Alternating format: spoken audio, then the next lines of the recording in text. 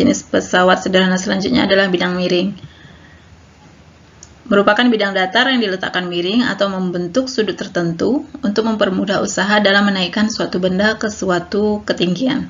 Contoh dari bidang miring itu tangga, skrup, pisau, jalan berkelok.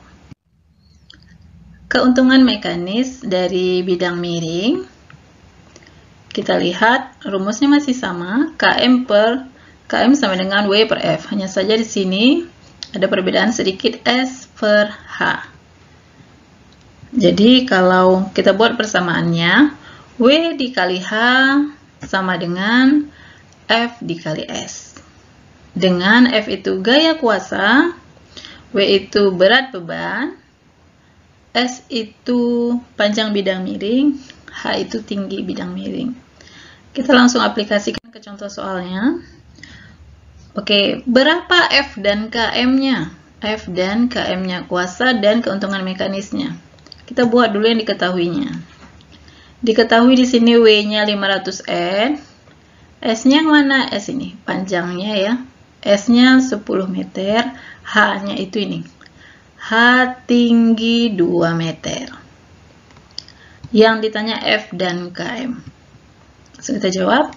Kita masukkan persamaannya, W kali H sama dengan F dikali S. Kita masukkan angkanya, 500 kali 2 sama dengan F kali 10. Maka F sama dengan 1000 dibagi 10 sama dengan 100 N. Nah, kita cari sekarang KM-nya. KM-nya tadi bisa W per F atau S per H. Kita pakai S per H. S-nya 10, hanya 2. Maka keuntungan mekanisnya adalah 5.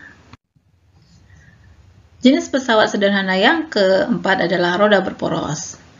Roda berporos merupakan roda berputar yang dihubungkan dengan sebuah poros yang dapat berputar bersama-sama, yang berfungsi memperbesar kecepatan dan gaya. Contohnya, roda berporos pada sepeda motor, pada sepeda, juga pada kursi roda.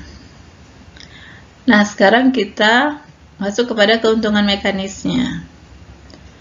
Rumusnya KM sama dengan R besar per R atau G2 per G1. Dengan G1 itu jumlah gigi pada roda pertama atau porosnya, G2 itu jumlah gigi pada roda kedua. R besar itu jari-jari gear besar atau jari-jari roda, sedangkan R kecil itu jari-jari poros. Kita lihat contoh soal. Sebuah roda berporos diketahui jari-jari rodanya 0,5 M, sedangkan jari-jari porosnya 20 cm.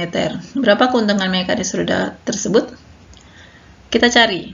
Yang mana R besar? Ini, jari-jari roda itu R besar 0,5 M. Sedangkan jari-jari poros itu R kecil 20 cm. Nah, biar kita mudah, kita sama-sama saja ubah ke dalam cm. Apa yang ditanya? KM-nya. Langsung kita jawab, KM sama dengan R besar per R kecil. 50 per 20 sama dengan 2,5.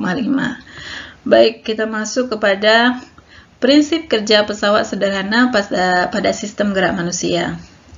Ini berlaku pada otot dan rangka manusia ya. Misalnya pada saat orang bermain badminton. Kita lihat pengungkit jenis pertama itu berada pada daerah leher kita. Titik tumpu berada di antara kuasa dan beban. Jadi pada otot leher ya, pada saat mengenada. Kemudian yang pengungkit jenis kedua berada pada kaki, di mana beban berada di antara titik tumpu dan kuasa. Yang ketiga, pengungkit jenis ketiga atau tuas jenis ketiga itu jika kuasa terletak di antara titik tumpu dan beban. Jadi saat bermain bulu tangkis menegangkan otot lengan dan bahu, itu terjadilah prinsip kerja pesawat sederhana tuas jenis ketiga. Pada saat berjinjit atau melompat, maka terjadi prinsip kerja pesawat sederhana pengungkit jenis kedua. Sedangkan pada saat menengadah, itu terjadi prinsip kerja pesawat sederhana tuas jenis.